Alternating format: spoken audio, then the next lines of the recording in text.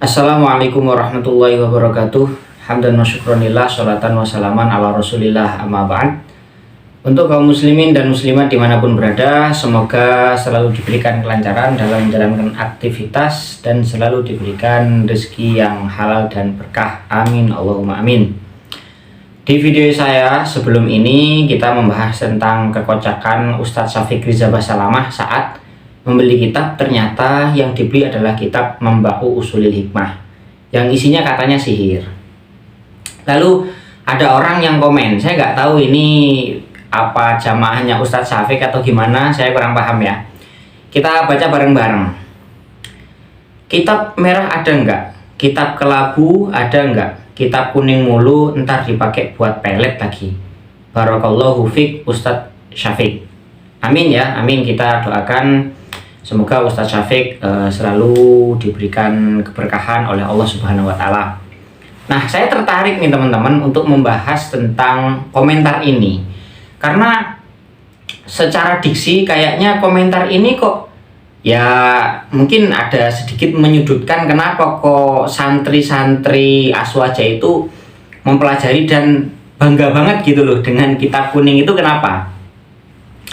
Lah kita ketika mondok dulu ya, termasuk saya, itu kan selalu dibilang kenapa sih kok ini kitab kuning gitu kan. Padahal yang kita pelajari juga nggak cuman kitab kuning ya, ada juga kertasnya yang putih. Ya misalnya kayak kitab Nihayatul Muhtad, Tuhfatul Muhtad, itu kan juga kertasnya putih. Saya punya kitab Tuhfah, itu kitabnya kertasnya putih. Lalu kenapa kok tetap dikatakan dengan kitab kuning? Nah, sebagian orang punya persepsi, sebagian orang punya subjektivitas mengenai kitab kuning. Katanya kenapa kok kitab kuning? Karena kalau kitab kuning itu satu, lebih murah daripada kertas yang putih. Yang kedua, ketika mutolaah itu nggak bikin mata itu sakit, karena apa ya, pantulan sinarnya itu nggak terlalu terang. Ya, Anda sangat kreatif, pol pokoknya. Nah, tapi teman-teman ya, buat yang nonton video ini ya, terutama baik itu santri atau bukan, nih ada penjelasan yang apa ya, masuk akal lah menurut saya, logika banget dari Mbah Mun. Kenapa kok kitab kuning itu dikatakan kitab kuning gitu. Jadi nggak hanya sekedar kertas, nggak cuman kitab kuning itu hanya karena kertasnya kuning, tapi ada penjelasannya. Yuk kita simak penjelasan dari Mbah Maimun Zubair. Kita simak bareng-bareng teman-teman. Urip-urip niki kanthi bali ning gone kutub salaf sing dikarang dening para ulama salaf sing diarani kitab kuning. Maknane kuning iku ngerti sampean? Sing pugerane kuning, kuning iku sofrun. Sofrun iku kuning.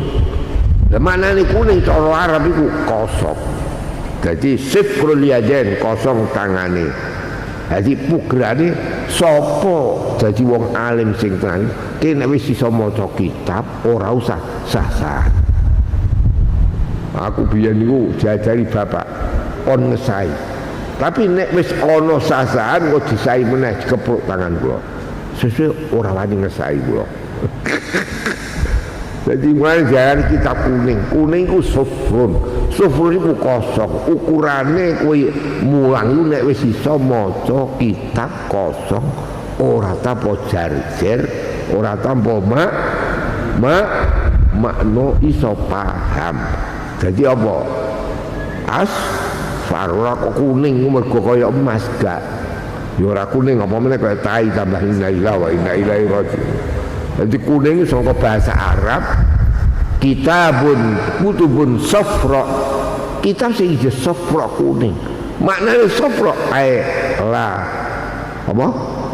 La yu'allaku bil harakah wala bil ma'ani wastata'a ay yaqra'ahu wa yusakhihahu wa ya'rifu ma huwa khata'un wa ma huwa ghairu wa ma huwa sahihun. Nah, barusan itu penjelasan dari Mbah Mun mengenai kenapa kok kitab kuning itu disebut dengan kitab kuning. Jadi bukan hanya karena sebatas kertas kuning saja, tidak ya, tidak hanya karena itu, melainkan ada filosofi tersendiri. Kutubun sofro katanya beliau, kitab kuning. Itu maksudnya apa? Jadi kita bisa melihat kualitas keilmuan seseorang itu ya dari kitab kuning. Itu filosofinya.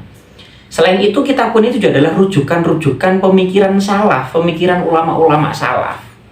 Nah, jadi kenapa kok kita bangga mengkaji kitab kuning? Ya karena isinya kitab kuning itu sebenarnya adalah pemikiran-pemikiran ulama-ulama salaf yang terus sanadnya sambung dari guru ke guru, dari guru ke guru ke guru, terus sampai para sahabat dan Rasulullah Shallallahu Alaihi Wasallam. Nah, terus kenapa lagi juga kok kuning? Karena kuning itu berasal dari kata sifrun atau sufrun katanya beliau. Sifrul yadaini, tangannya kosong tangannya. Artinya apa? Jadi kalau kitab kuning, ada seseorang yang bisa membaca kitab kuning tanpa harkat, tanpa makna. Katanya beliau tadi bahasa Arabnya apa? Wastato'a ayyaqra'ahu wa yusahhihahu wa ya'rifu ma huwa sahihun am huwa khotoun. Kok dia bisa ngerti tanpa yu'alaku bil ma'ani, ya nggak ada maknanya, nggak ada harkatnya, dia bisa baca, dia bisa mengerti mana yang salah, mana yang keliru. Nah, inilah orang alim, inilah orang yang kualitas keilmuannya itu bagus, siap untuk mengajar, siap untuk menyampaikan ilmu agama. Jadi begitu Ya, Anda sangat kreatif, pol pokoknya. yang jelas.